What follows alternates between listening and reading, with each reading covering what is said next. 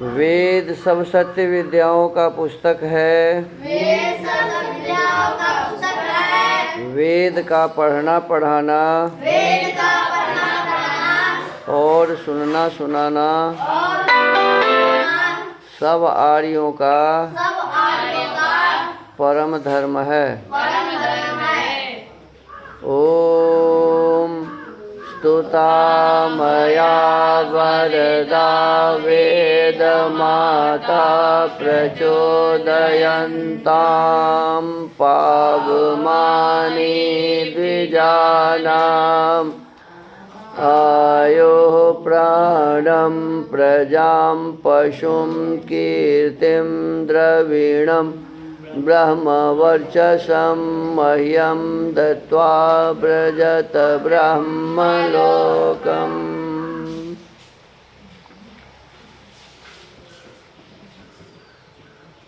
इदानीं वेदपाठो भविष्यति। अद्य ऋग्वेदस्य तृतीयं मण्डलस्य त्रयोदशं सूक्तस्य पाठो भविष्यति।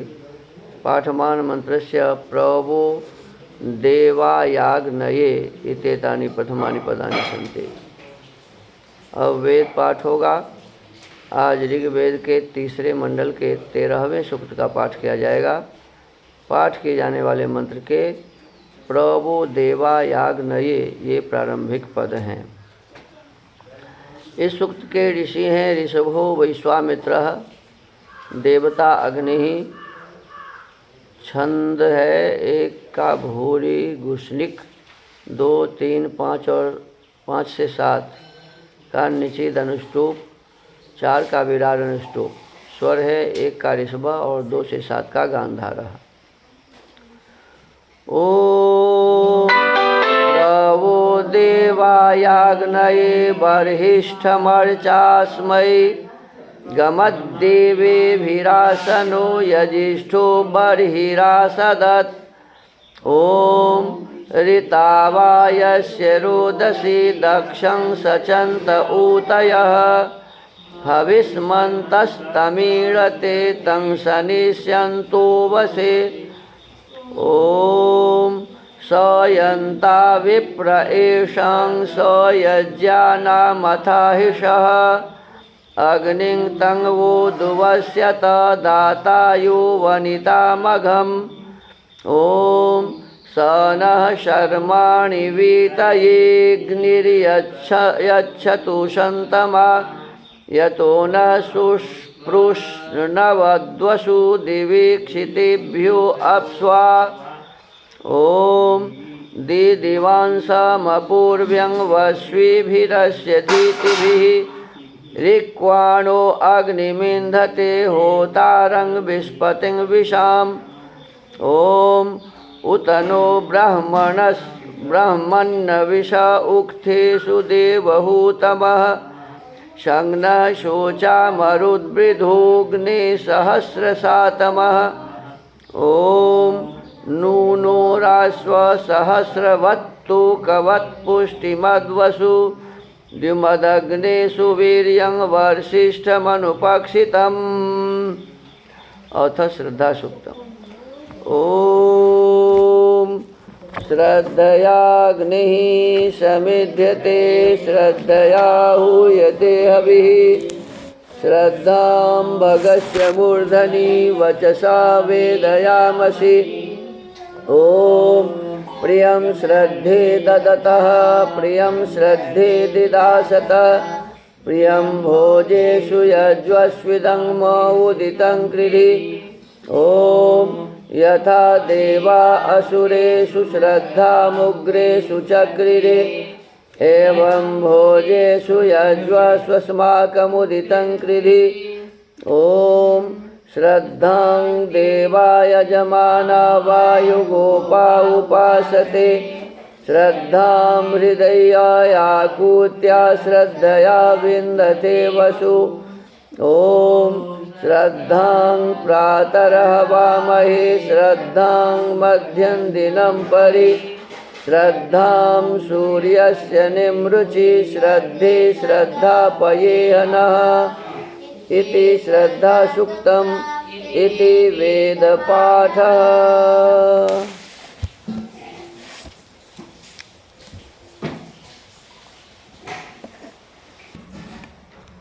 अथ वेदस्वाध्यायः। इदानीं वेदस्वाध्यायो भविष्यति।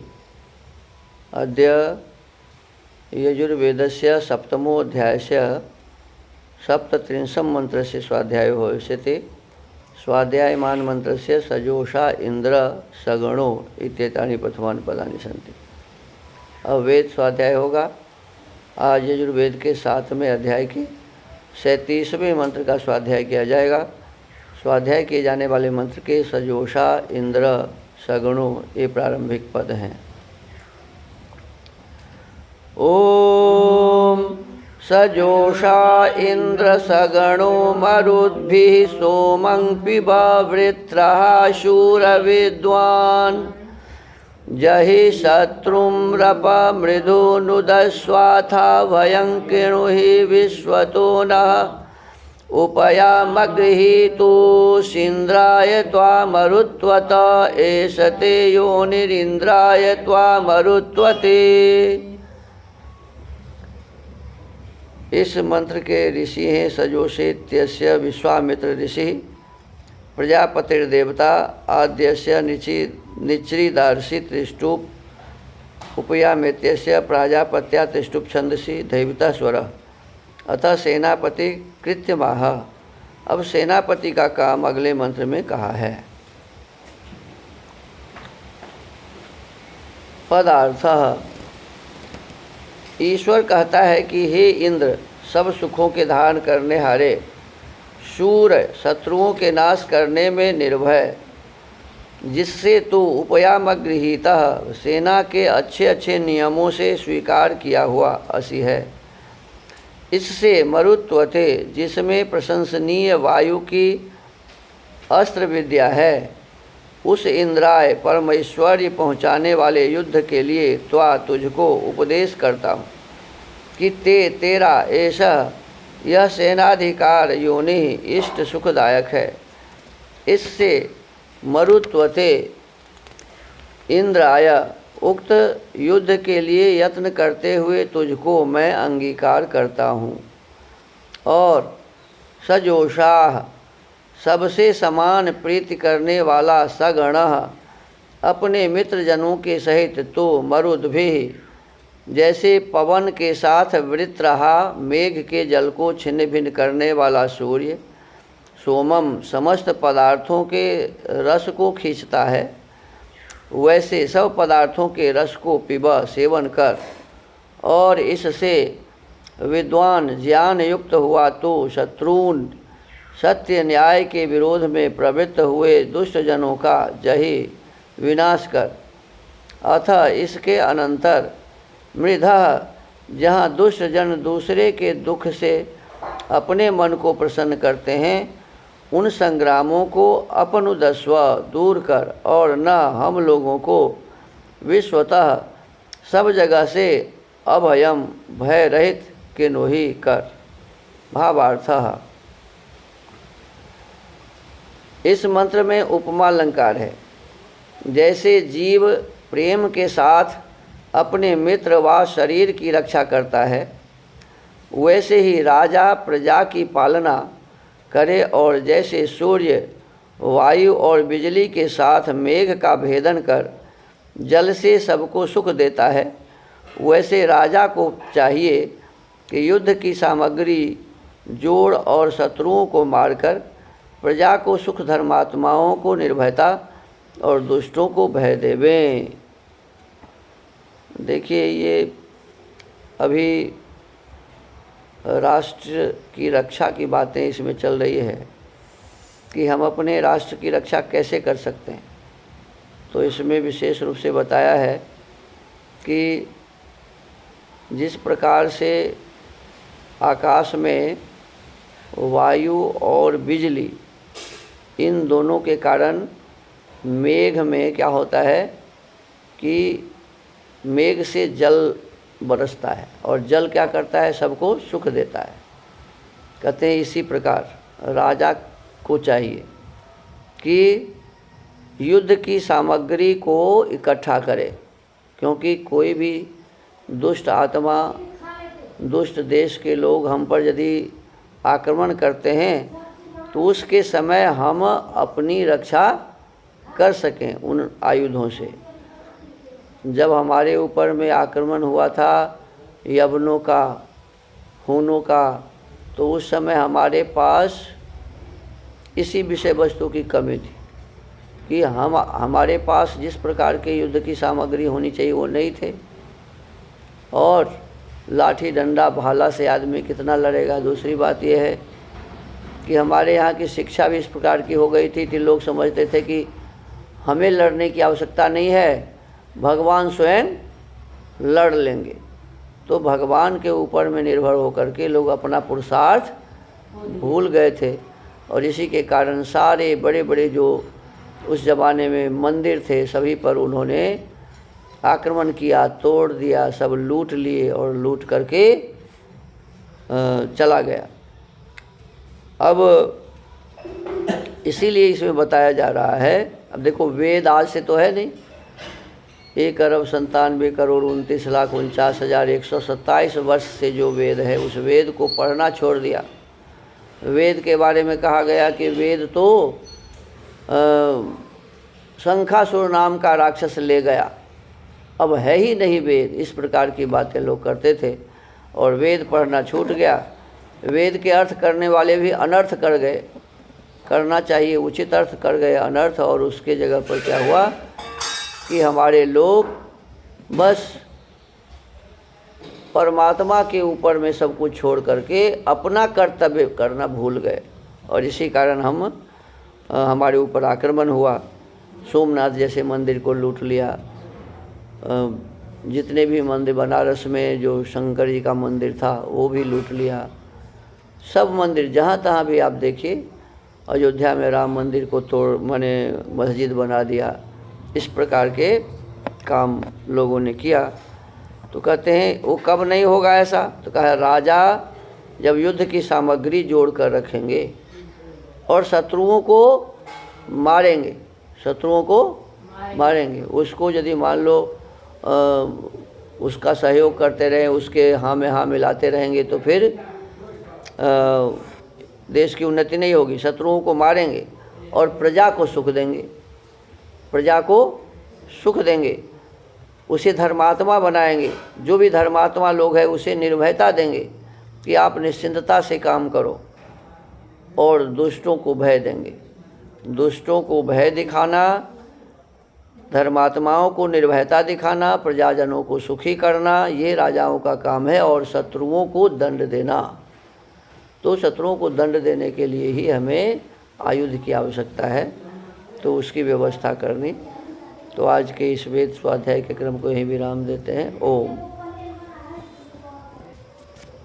महर्षि दयानंद सरस्वती जी ने सत्यार्थ प्रकाश की रचना की है, और इस सत्यार्थ प्रकाश के 7वें समुल्लास का इस समय हम स्वाध्याय करते हैं। वेदेश्वर विषय, वेद और वेद में ईश्वर के संबंध में क्या कहा है, इस पर चर्चा हो रही है। और पहले मंत्र के भाष्य को करते हुए ये बताया गया था कि परमात्मा एक ही है, परमात्मा एक ही है, अनेक नहीं। तो प्रश्नकर्ता कहे कि वेद में जो अनेक प्रकार के देवता लिखे हुए हैं, वेदों में जो अनेक देवता लिखे हैं, उसका क्या अभिप्राय है फिर? तो स्वामी जी कहते हैं कि देवता तो दिव्य गुणों से युक्त होने के कारण होता है। जिनके भीतर भी दिव्य गुण होगा वो सभी क्या है? देवता है। दिव्य गुणों से युक्त होने के कारण देवता कहते हैं। जैसे कि पृथ्वी में दिव्य गुण है, परंतु इसको कहीं ईश्वर व उपासना नहीं माना गया। पृथ्वी को कहीं उपासना करने की विधि नहीं कही गई है। कहते हैं इसी मंत्र में कि जिसमें सब देवता स्थित है वह जानने और उपासना करने योग्य ईश्वर है। यह उनकी, जिसमें सब देवता स्थित है वह जानने और उपासना करने के योग्य है। यह उनकी भूल है जो देवता शब्द से ईश्वर का ग्रहण करते हैं। संसार में जितने भी पदार्थों को देवता बताया गया है उसको यदि कोई ईश्वर कहते हैं तो कहते हैं वो उनकी कमजोरी है, उनका भूल है।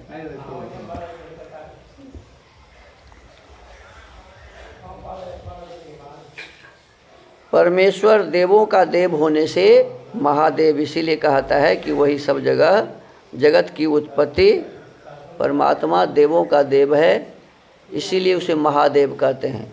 अभी जो वर्तमान समय में जिसे महादेव कहा जाता है, एक बसहा पर बैठा दिया जाता है, फिर सारे देह में वो राख लगा दिया जाता है, फिर एक त्रिशूल हाथ में दे देते हैं, फिर गला में क्या कहते हैं सांप लपेट देते हैं, जटाजूट बना देते हैं, कहते हैं ये हो गए, मृगा का छाल लपट लेते हैं, कहते हैं ये हो गए महादेव। अरे वो महादेव नहीं है, महादेव का कोई ऐसा रूप नहीं है।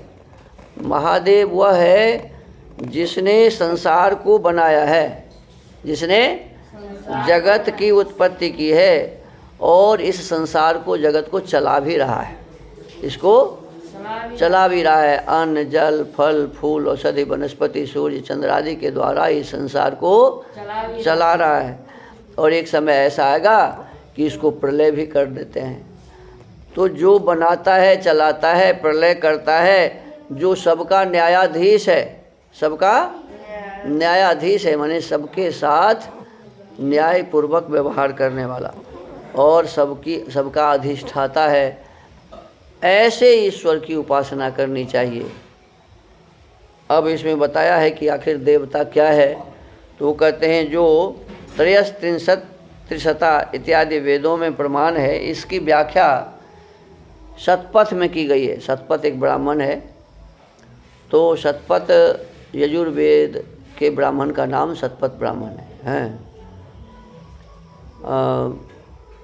ऋग्वेद के ब्राह्मण का नाम ऐतरेय ब्राह्मण है। सामवेद के ब्राह्मण का नाम साम ब्राह्मण या तांड ब्राह्मण भी कहते हैं, और अथर्ववेद के ब्राह्मण का नाम गोपथ ब्राह्मण कहते हैं। उसमें वेद के मंत्रों की व्याख्या है। क्या है? वेद के मंत्रों की व्याख्या है। तो उस शतपथ ब्राह्मण में लिखा हुआ है, कहते हैं कि 33 देव हैं। कितने देव हैं? 33, अर्थात गिनती कराते हैं। पृथ्वी, जल, अग्नि, वायु, आकाश, चंद्रमा, सूर्य और नक्षत्र, कुल 8 हुए। कितने हुए? 8। कहते हैं सब सृष्टि के निवास स्थान होने से, सृष्टि के निवास स्थान होने से, माने इसी में सभी लोग बसते हैं, इसको वसु कहते हैं। ये 8 हैं। वसु कितने हैं? 8। सबको बसाने के कारण, सबका निवास स्थान होने के कारण इसका नाम वसु है। फिर कहते हैं प्राण, अपान, व्यान, उदान, समान, नाग, कूर्म, कृकल, देवदत्त, धनंजय। 5 प्राण और 5 उपप्राण, ये 10 हुए। और 11वां जीवात्मा, हम आप जो बोल रहे हैं ये जीवात्मा, ये 11 हुए। कहते हैं इन 11 का नाम रुद्र है। इनका नाम क्या है जी? क्यों रुद्र है? तो जैसे ही ये शरीर से निकलता है तो लोग रोते हैं, जैसे ही ये आत्मा इस शरीर से निकलता है तो लोग रोते हैं, लोगों को ये रुलाते हैं, इसीलिए इनका नाम रुद्र है। तो 5 प्राण, 5 उपप्राण और 11वां जीवात्मा, ये रुद्र कहते हैं। तो कितने हो गए? 11 रुद्र और 8 वसु, तो कितने हो गए? 19 हुए ना? 19 हो गए। गिनती करो। फिर कहते हैं संवत्सर के 12 महीने, संवत्सर के 12 महीने गिन लो। चैत्र, वैशाख, ज्येष्ठ, आषाढ़, श्रावण, भाद्रपद, आश्विन, कार्तिक, अग्रहण, पौष, माघ, फाल्गुन। कितने हो गए? 12।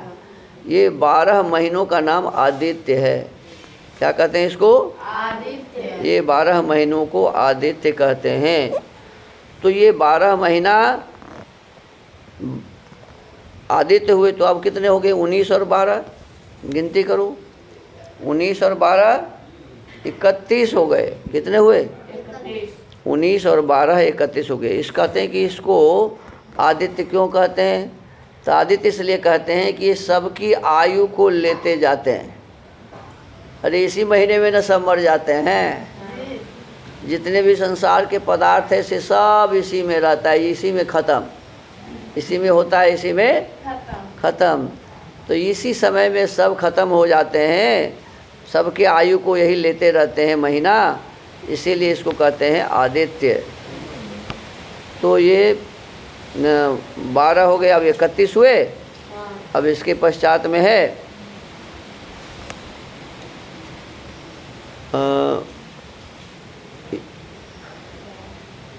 बिजली, 32वां बिजली, जिसे इंद्र भी कहते हैं, इंद्र को बिजली भी कहते हैं। तो ये 33वां, ये 32वां बिजली कैवा हुआ?